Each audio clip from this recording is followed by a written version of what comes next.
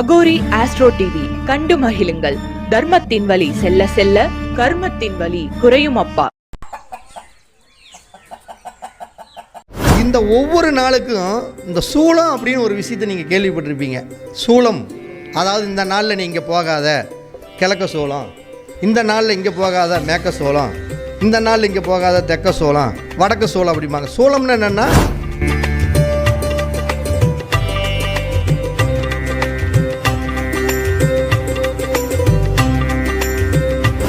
எப்பயுமே சூரியனுக்கு நம்ம கிழக்குன்னா சந்திரனுக்கு மேற்குன்னு தான் சொல்லுவோம் மறையிறனால. அப்போ இந்த சந்திரனுக்கு நம்ம மேற்கு அப்படிங்கிறோம்னா அதுக்கு நேர் எதிர் திசை எதுங்க? கிழக்குங்க. கிழக்கு சூளம். சனி பகவானுடைய திசையை நம்ம மேற்கில் தான் சனி பகவான் இருக்குன்னு சொல்கிறோம். அதனுடைய எதிர் திசை கிழக்கு. அப்போ திங்கக்கிழமைக்கும்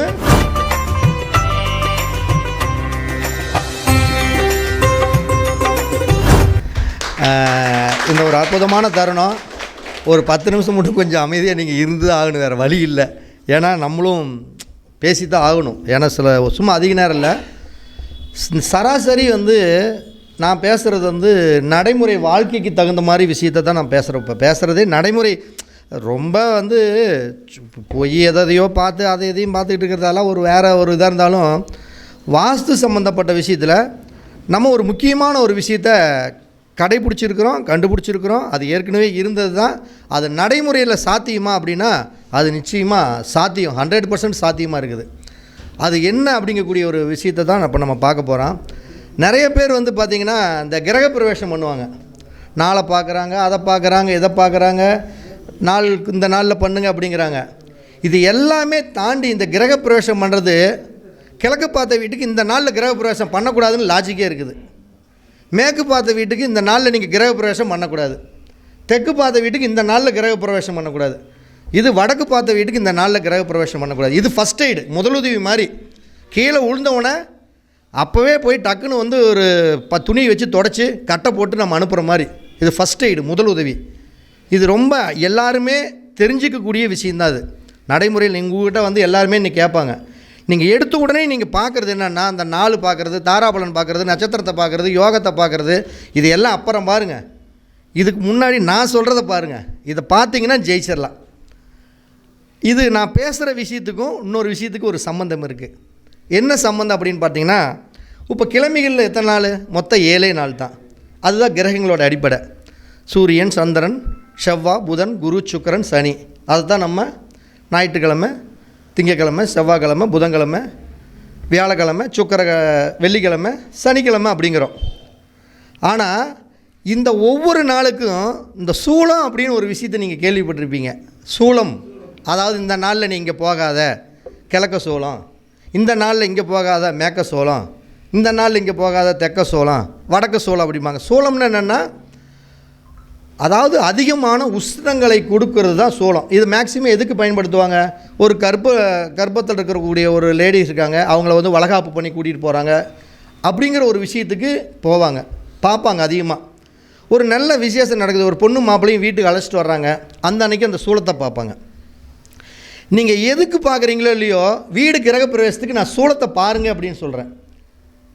ஏன்னா சூளம் அப்படிங்கிறது நீங்கள் என்ன தான் நீங்கள் வாஸ்துப்படி எல்லாமே பாருங்கள், எல்லா விஷயத்துலையும் ஜெயிச்சிட்றாங்க. ஆனால் சின்ன விஷயத்தில் கோட்டை விட்டுருவாங்க. அது பழமொழி சொல்லுவாங்களே பாருங்க, மாடு வாங்குறதுக்கு காசு இருக்கும், சாட்டை வாங்குறதுக்கு காசு இருக்காதும்பாங்க. மாட்டை அப்படியே இழுத்துட்டு பிடிச்சிட்டு போகாமல் ஓட்டிக்கிட்டே இப்படி கையை பிடிச்சி இழுத்துக்கிட்டு போவாங்க. அவ்வளோ காசு போட்டு வாங்குறவங்களுக்கு அந்த சாட்டை வாங்க தெரியாது. அது மாதிரி ஒரு நல்ல வீட்டை 50 லட்சம் 70 லட்சம் போட்டு வீட்டை கட்டி முடிச்சதுக்கப்புறம் ஒரு ஜோசியருக்கு ஒரு 1000 ரூபாய் கொடுத்து ஒரு நாள் கிரக பிரவேசம் பார்க்குறதுக்கு ஒரு நாள் பார்க்குறப்ப தான் ஐயா சொன்ன மாதிரி இவங்க செல்லுலேயே டச்சப் பண்ணி இந்த நாள் ஓகே, இந்த நாள் சுப முகூர்த்தம், இது சுப முகூர்த்தம் போடு, இது போடு. அவங்களே நம்மக்கிட்ட கேட்குறப்பவே எந்த நாளில் கிரக பிரவேசம் பண்ணுறதுனால கேட்குறதில்ல, ஒரு 4 தேதி போட்டு இந்த 4 தேதியில் எந்த தேதிங்க சூப்பர் தேதின்னு கேட்குறாங்க. இதுக்கு நம்மளுக்கெல்லாம் வேலையே இல்லாத அளவுக்கு அவங்களே அவங்களா புத்திசாலின்னு நினச்சிட்டு பண்ணுறாங்க. அவங்க புத்திசாலி தான், அதில் மாற்றம் இல்லை. ஆனால் அந்த சூளத்தை நீங்கள் கிரகப்பிரவேசம் பண்ணுறதுக்கு பார்க்கணும். இப்போ இதில் ஷார்ட்டாக நீங்கள் இந்த சூளத்தை புரிஞ்சுக்கணும் அப்படின்னோம்னா, அந்த கிரகங்களுடைய இருப்பிடத்துடைய திசை தெரிஞ்சதுன்னா நீங்கள் சூளத்தை அழகாக கண்டுபிடிச்சிடலாம். சூளம் என்கிறது நம்ம இருக்கக்கூடிய அந்த கிரகங்களுடைய இருப்பிடம் எதுவோ அதனுடைய திசைக்கு எதிர் திசை தான் சூலத்தோட திசை. சிம்பிளாக சொல்கிறதுனா இதுதான். இப்போ ஒன்றும் இல்லை, எல்லாத்துக்குமே தெரியும், நவகிரகங்களுடைய இருப்பிடங்களை தெரியணும். இப்போ முதல்ல சூரியனை சொல்கிறோம்ல, சூரியனுக்கு சுக்கிரனுக்கு நம்ம எந்த திசை சொல்கிறோம்? கிழக்குன்னு சொல்கிறோம். அப்போ கிழக்கு அப்படின்னாவே அதற்கு நேர் எது திசை எதையோ அதுதான் அதுக்கு சூலத்தோட திசை. மனசில் ஈஸியாக புரிய வச்சுக்கிறதுக்கு இதுதான். நம்ம பாடம் நடத்துறது முக்கியம் இல்லை, பேசுகிறது முக்கியம் இல்லை, நம்ம சொன்னால் அவன் புரிஞ்சுக்கணும், அடுத்த செகண்டே புரிஞ்சுக்கணும். ஒரு மேட்ரு சொன்னால் புரிஞ்சுக்கணும். அப்போ ஞாயிற்றுக்கிழமை அது என்ன? சூரியன். அதே மாதிரி சுக்கிரன்ங்கிறது வெள்ளிக்கிழமை. அப்போ இது ரெண்டுக்குமே அதனுடைய திசைகள் அப்படிங்கிறது வந்து கிழக்கு திசை தான். அப்போ கிழக்கு திசைனா அதற்கு நேர் எதிர் திசையான மேக்க சூலம். புரிஞ்சுக்கிட்டீங்களா? ஞாயிற்றுக்கிழமையும் அதே மாதிரி வெள்ளிக்கிழமைக்கும் மேக்க சூலம். அவ்வளோதான், மனசில் ஏறிக்கும். இனிமேல் இந்த சூலமே உங்களுக்கு மறக்காது. அடுத்தது திங்கக்கிழமை. எப்பயுமே சூரியனுக்கு நம்ம கிழக்குன்னா சந்திரனுக்கு மேற்குன்னு தான் சொல்லுவோம் மறையிறனால. அப்போ இந்த சந்திரனுக்கு வந்து நம்ம மேற்கு அப்படிங்கிறோம்னா அதுக்கு நேர் எதிர் திசை எதுங்க? கிழக்குங்க. கிழக்க சூலம். சனி பகவானுடைய திசையை நம்ம மேற்கில் தான் சனி பகவான் இருக்குன்னு சொல்கிறோம். அதனுடைய எதிர் திசை கிழக்கு. அப்போ திங்கக்கிழமைக்கும் சனிக்கிழமைக்கும் எந்த திசை சூலம்? கிழக்கு திசை சூலம். இவ்வளோ தான் லாஜிக்கு. அடுத்தது வந்து பார்த்திங்கன்னா செவ்வாய் வந்து நம்ம எந்த இடத்துல இருக்குதுன்னு சொல்கிறோம்?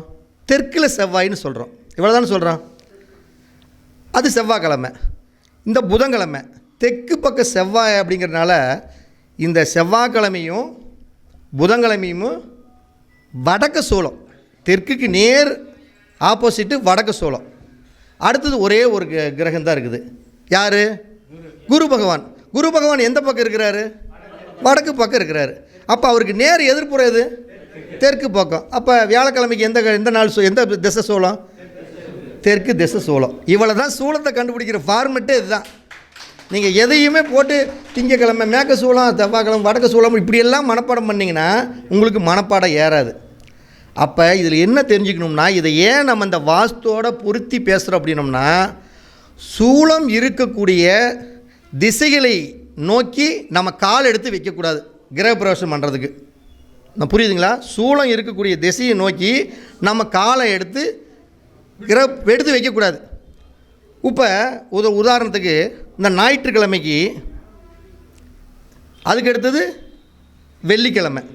இந்த ஞாயிற்றுக்கிழமையும் வெள்ளிக்கிழமைக்கு உண்டான திசை, அதாவது சூலத்தை திசை சொல்லல, இருக்கக்கூடிய திசை எது? கிழக்கு சூலம் அப்படின்ட்டோம். இந்த ஞாயிற்றுக்கிழமையும் வெள்ளிக்கிழமையும் கிழக்கு பார்த்து வீட்டுக்கு கிரகப்பிரவேசம் பண்ணாதீங்கன்னு சொல்கிறேன். ஏன்? வீடு கிழக்கு பார்த்த வீடு விடிய காலம் வந்து ஆசாரியார் பூஜை பண்ணுவாங்க. பூஜை பண்ணுறப்ப ஐயரெல்லாம் பூஜை பண்ணுவாங்க. பூஜை பண்ணி வீட்டுக்குள்ளே வாங்க அப்படின்னு வரவேற்பாங்க. அப்போ அவங்க காலை எங்கே எடுத்து வைப்பாங்க? மேற்கு திசையை வச்சு காலை எடுத்து உள்ளே போவாங்க. புரியுதுங்களா? அப்போ ஞாயிற்றுக்கிழமையும் வெள்ளிக்கிழமையும் கிழக்கு பார்த்த வீட்டுக்கு கிரகப்பிரவேசம் பண்ணாதீங்க. ஏன்னா நீங்கள் காலை எடுத்து முதல்ல நான் இந்த வீட்டில் நல்ல செல்வாக்கோடு வாழணும், அந்தஸ்தோடு வாழணும் அப்படின்னு மேற்க காலை எடுத்து வச்சு போனீங்கன்னா அது சூலத்தோட திசை. அங்கே எங்கே போய் விளங்க போகுது? ஐயா சாமி, நான் சொல்கிறது கரெக்டுங்களா தப்புங்களா? இது நடைமுறையில் நான் பார்த்த விஷயத்தை தான் பேசிகிட்டு இருக்கிறோம். கொஞ்சம் வருத்தத்தை கொடுக்கும், அதுக்குன்னு ஒரு ட்ரீட்மெண்ட் இருக்குது. அப்படி நடத்துனவங்க வீட்டுக்கு என்ன பண்ணுறதுங்கிறதுக்கு ட்ரீட்மெண்ட் இருக்குது. அப்போ அப்படி மேற்க கால் எடுத்து வைக்கும் பொழுது என்னாகும்? சனியோடைய ஆதிக்கம் வலுவாக இயங்கும். நல்லா தொழில் செஞ்சிகிட்டு இருக்கிற வீட்டில் கூட தொழில் மந்தமாகும், சோம்பேறித்தனம் அதிகமாகும், வீட்டில் வந்து ஒரு மனக்கசப்பு எல்லாமே உருவாகும். அப்போ இந்த நாளில் ஞாயிற்றுக்கிழமைக்கும் வெள்ளிக்கிழமைக்கும் கிழக்கு பார்த்த வீட்டுக்கு கிரகப்பிரவேசம் பண்ணாதீங்க. இப்போ அடுத்தது மேற்கு மறையிறது யார்? சந்திரன். அதே மாதிரி சனிக்கிழமை பொதுவாக நம்ம பண்ண மாட்டோம், இருந்தாலும் கணக்கில் வச்சுக்கோங்க. அப்போ இந்த திங்கக்கிழமையும் சனிக்கிழமையும் அந்த இடத்துக்கு உண்டான திசை வந்து மேற்கு தான். அப்போ நீங்கள் மேற்கு பார்த்த வீட்டுக்கு கிரகப்பிரவேசம் பண்ணாதீங்கன்னு நான் சொல்கிறேன். புரியுதுங்களா? திங்கக்கிழமையும் சனிக்கிழமையும் மேற்கு பார்த்த வீட்டுக்கு கிரகப்பிரவேசம் பண்ணாதீங்க. ஏன்னா அதுக்கு சூளம் எந்த திசை? கிழக்கு திசை. அப்போ மேற்கு பார்த்த வீட்டுக்கு காலை எடுத்து எங்கே வச்சு போவீங்க? கிழக்கு நோக்கி தான் காலை எடுத்து வச்சு போகணும். அப்போ சூளமாக போயிடுதா? அந்த நாளில் வீடு கட்டினா எப்படி இருக்கும்? சிறப்பான பலனை கொடுக்குமா? கண்டிப்பாக கொடுக்காது. என்ன மாதிரி பிரச்சனை கொடுக்கும்? கணவன் மனைவிக்குள்ளே இருக்கக்கூடிய ஒரு அந்யோன்யம், நாங்கள் அந்த வீட்டில் இருந்தோம், நானும் கணவன் மனைவி இப்படி இருந்தோம், இந்த வீட்டில் வந்ததுக்கப்புறம் எனக்கு அவளுக்கு சண்டையாகவே இருக்குதும்மா ஒருத்தன், எங்களுக்குள்ள ஒரு அந்யோன்யம் இல்லைம்பாங்க. எப்படி அந்யோன்யம் இருக்கும்? நீ தான் சூரியனுடைய இடத்த அதுக்கு உண்டானதை கால் எடுத்து வைக்கிறப்ப அது சூலமாக போயிடுது. அப்போ சூலமாக போகிறப்ப உங்களால் ஜெயிக்க முடியாது. இதை மனசில் வச்சுக்கணும். இப்போ செவ்வாய்க்கிழமை, அடுத்தது புதன்கிழமை. நம்ம செவ்வாய்க்கிழமை பொதுவாக மெயினாக எடுக்க போகிறதில்ல. இப்போ புதன்கிழமை அப்படிங்கிறது நம்ம செவ்வாய்க்கிழமைக்கு எந்த பக்கம் சொல்லிக்கிறோம்? செவ்வாய் புதன் அப்படிங்கிறது வந்து எப்பயுமே தெற்குக்கு வைக்கிறனால தெற்கு பார்த்த வீட்டுக்கு மட்டும் நீங்கள் புதன்கிழமை அன்னைக்கு வீடு கிரகப்பிரவேசம் பண்ணாதீங்கிறேன். ஏன் சொல்கிறேன்? தெற்கு பார்த்த வீட்டுக்கு புதன்கிழமை கிரகப்பிரவேசம் பண்ணாதீங்க. ஏன்? நீங்கள் கால் எடுத்து வைக்கிறது தெற்கு பார்த்த வீட்டுக்கு கால் எடுத்து வச்சிங்கன்னா வடக்கு பார்த்து தான் கால் எடுத்து வைப்பீங்க. அப்போ சூளம் நீங்கள் வடக்கு நோக்கி தானே சூளத்தை போகிறீங்க. அப்போ எதிர் திசையை நோக்கி தானே போகிறீங்க, சூளத்தொன்று திசையை தான் நோக்கி போகிறீங்க.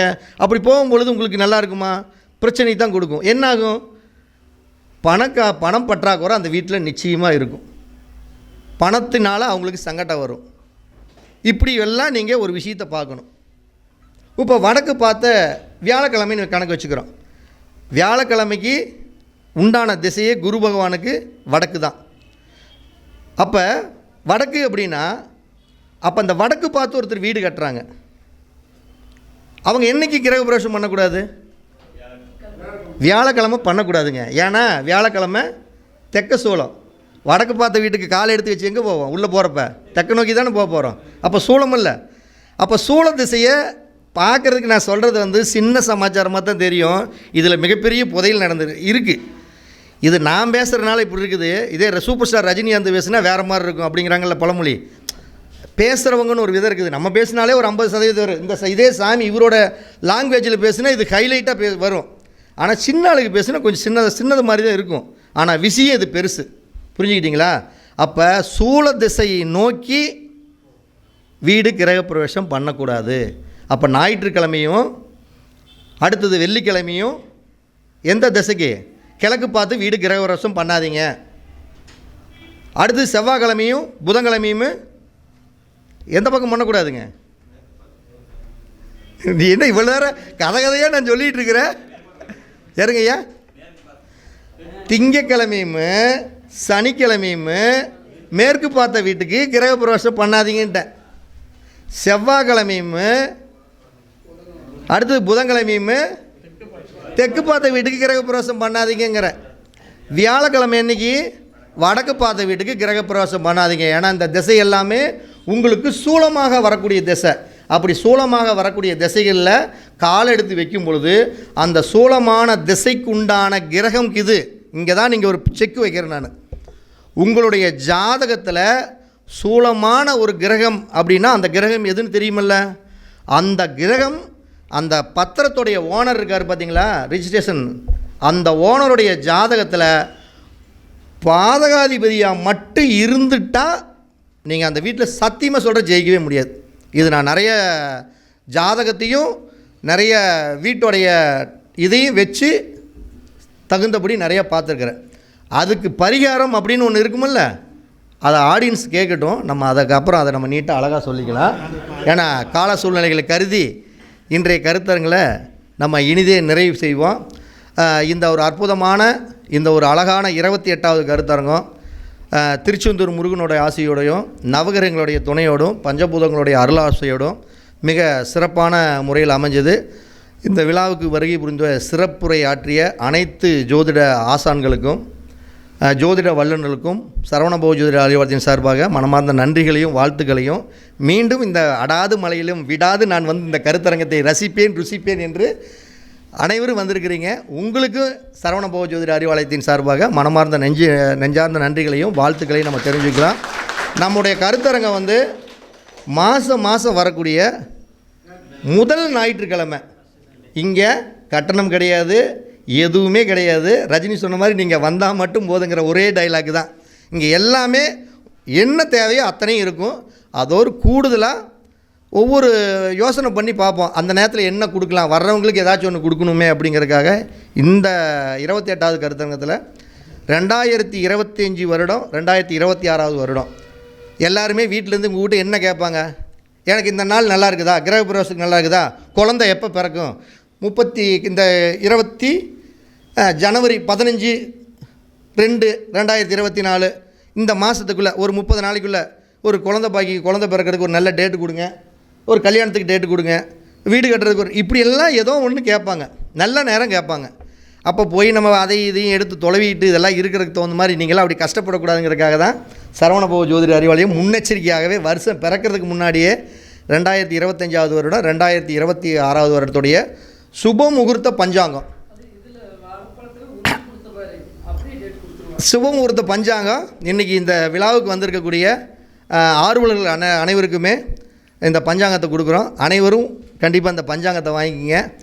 நம்ம விழாவை நிறைவு செய்வோம். தர்மத்தின் வழி செல்ல செல்ல கர்மத்தின் வழி நிச்சயம் 100% குறையும் அப்படிங்கக்கூடிய அற்புதமான தகவலோடு மீண்டும் அழகான அடுத்த தருணத்தில் நம்ம சந்திப்போம். அனைவருக்கும் வணக்கம், அனைவருக்கும் வாழ்த்துக்கள். சாமி பஞ்சாங்கத்தை கொடுத்துடலாம் வாங்க. பஞ்சாங்கத்தை அகோரி ஆஸ்ட்ரோ டிவி கண்டு மகிழுங்கள்.